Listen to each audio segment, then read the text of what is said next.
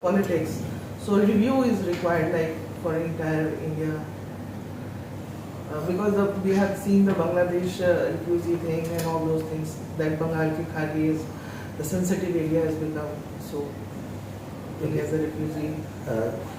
So yes, I do agree with you that I think going across to the warfare changes. I think with technology, almost every decade there is a new threat and a new way to counter it. We are very cognizant of that. There are two wars which are going on in the world right now.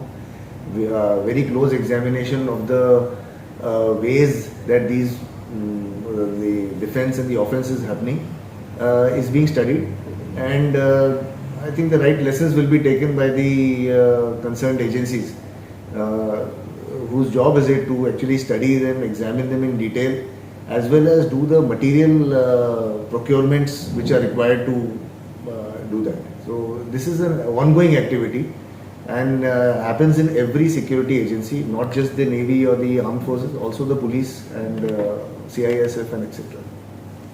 Could you give us some light on what the NCC and Scouts and Guides students will be? What's their role in this? Yeah, so that's a very nice question. Our aim with the NCC cadets and the Scouts and Guides is at a very young age, we want to give them some kind of exposure to the coastal security construct which is being made in the Navy. So with the help of the authorities, what we have done is that we have divided the students into small teams. Along with some of our personnel, they will go to certain important nodes which are there, such as the lighthouse, such as the boats, such as the Coast Guard setup, etc. And they go there, and they will be then kind of briefed by the people there exactly what happens. The aim of this exercise is to create awareness amongst the people. Also, the NCC cadets will get a taste of what exactly it means to be doing these watches and looking out through the binoculars and seeing if there is any threat or not. So it will be an interesting activity for them as well as an educative and thing, and that is the aim of the exercise, to involve the students. So the main issue with the 26/11 terror attack has been the lack of GPS systems and lack of communication systems for tracking devices for locating the friendly and the intruding boat, because the terrorists who came in the Mumbai attack, they took over our own fishing trawler and intruded. So during my interactions with the Coast Guard, one element that came out was very difficult to identify a friendly boat versus a non-friendly boat within our own waters. So how, with this exercise, how do you propose to get that thing in place to identify intruding boat which is amongst our fishermen and friendly but not friendly or foe? This is a very relevant question. The identification is a huge problem at sea. So one of the ways to identify is that the boat, every state has got a boat colors and markings. So this is one way of identifying. Second thing is that the person who knows best whether the particular boat belongs to this area or not is the fisherman, because he's at sea most of the time and he knows who's around him. So if we are able to create them as our eyes and ears, this is the best we can do. In addition to that, there is a regulation in which every boat is required to have a transponder. This is a process which is on and it is a work in progress. So the transponder then responds. We have a shore station which we can come to know that these are the boats which are around and they belong to whom and what they are doing. If there is another boat which does not have a transponder, soon we will come to know that this is one of the boats which is kind of coming as an intrusion. So however, not all boats have transponders today, but this is a work in progress, and shortly we will have the transponders fitted on most boats. So that is a technological way of getting through it, but there is no replacement for the eyes and ears of the fishing community, because finally from there he has to come to shore, somebody has to see him, and we want that each and every person who is there on the coast, whether he be a fisherman or the coastal population, should be alert in telling and informing if he sees something which is untoward. And that is one of the major aims of this exercise. That is why we have involved a large number of people and doing across the entire coastal states at the same time. uh, Previous experience, what kind of gaps you have been able to identify till now, and what is the where are you taking this forward from there? Yeah. So as you're aware that the surveillance is the most important thing in coastal security. We have established a coastal radar network after the 2611 incident. So a lot of improvement has happened in the process of surveillance and knowing what all is happening across in the water. This is also an area of weakness because we do not know 100%, and this is a constant area of improvement where we need to improve, and this is one of the areas that we want to bolster as part of doing these exercises and do that. For this reason, the entire fishing community is our eyes and ears, and we carry out fishing community interactions to kind of sensitize them with what is going to happen and to be more security oriented. So if they notice something, they become our eyes and ears, and then the organization takes place. So which are the area you think that's the most sensitive area in the entire coastal area? Yeah, so what we do is that we get a list of vulnerable areas and vulnerable points from the state government. We also have our own. These areas are naturally defended. For example, let us take the case of Vasco. We have got the port here, we have the airport here. Obviously, they are very sensitive areas. CISF is already deployed in these areas. So such areas which are sensitive and vulnerable and important have already been given a lot of security and defense from the police. The importance is that is there sufficient protection to them for an infiltrator who is going to come from the sea route? This is what really we are checking. There are a large number of these VAs, VPs as we call them in the state of Goa. We have them, we have a list of them. These all are very well defended by the respective agency who is in charge of protecting them. However, there are always areas which need to be tested, and this is the aim of this exercise to find out how good we are, and as well as if there are some vulnerabilities, where do these lie. What we saw in Mumbai was small teams of infiltrators coming in pretending to be fishermen.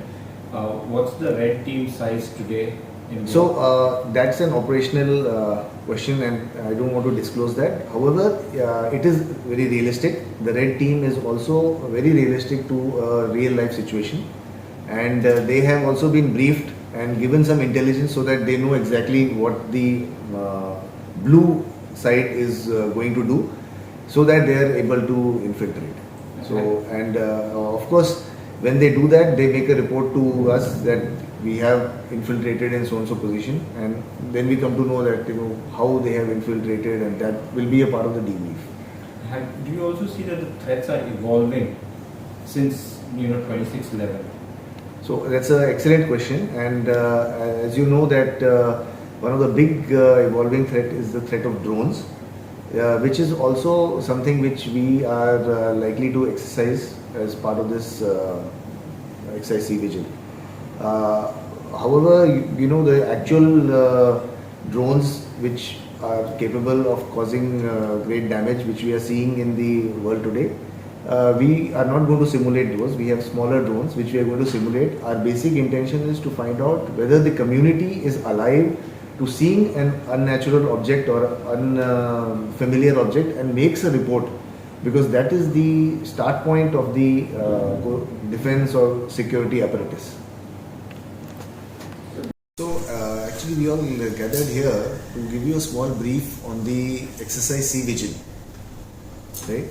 So the exercise Sea Vigil is an exercise which is conceived on 2018, basically to derive the lessons and the actions to be taken from the attacks which happened in Mumbai in 2611. So a lot of improvements in coastal security, coastal defense happened subsequent to the attacks in Mumbai. To take it forward in a coordinated manner all across the country, the exercise Sea Vigil was envisaged. The first one exercise happened in 2018, and presently the fourth edition of this exercise is in progress. The aim of this exercise is really to ensure that know what are our capabilities across the nation, as well as to find out what are the vulnerabilities and where we need to improve in the process of coastal security as well as coastal defense. One of the other aims of this exercise is also to generate a lot of consciousness on coastal security in our population, for which reason we have this time employed both children from Scouts and Guides as well as NCC cadets. A program for fishing community interaction is always ongoing throughout the year. That has also been intensified for this particular exercise. One more fact about this exercise is that it is being conducted in two phases. The first phase commenced from 12th of November and was in progress till yesterday, 19th, in which a joint team was made under the leadership of Navy with people from Coast Guard, the Coastal Security Police, IB, as well as the fisheries and other coastal security agencies. And this joint team went across to both South and North Goa to various positions which are the coastal security nodes, such as the fish landing points, the ramps, the coastal security police stations, and carried out a realistic evaluation as to what is our capability and where we lack, where we need to improve. This audit is going to be very helpful in finding out what we need to do in the future. Subsequent to this audit, starting today from 0800, the actual exercise has started, which is going to be in force for about 36 hours and will finish late evening tomorrow, in which we have a realistic simulation of the coastal security threat, and there will be people who are going to act as infiltrators, and there will be attempt to catch it using the coastal security organization which we have. So this is by and large the coastal security and defense construct which we want to exercise as part of Sea Vigil. Another interesting fact about exercise Sea Vigil is that we have this time is going to be the largest exercise comprising all over the country, all coastal states and island territories, and more than 6 ministries and more than 21 organizations, agencies are involved in it right from New Delhi downwards to the states and down to the last man on the ground. So this is in a nutshell the exercise Sea Vigil, and we hope that through the media we will gain further consciousness on the local populace about the coastal security aspects and the importance of coastal security for the country. Thank you. तुम्ही पळयतात GNH.